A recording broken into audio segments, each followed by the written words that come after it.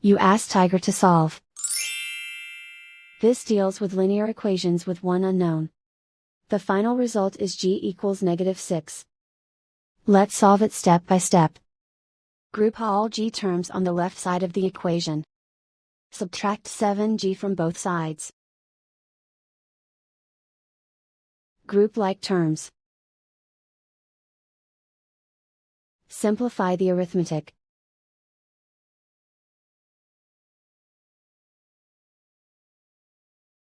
Group all constants on the right side of the equation. Add 12 to both sides. Simplify the arithmetic.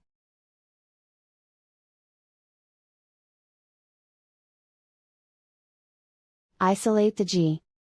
Divide both sides by -2. Cancel out the negatives.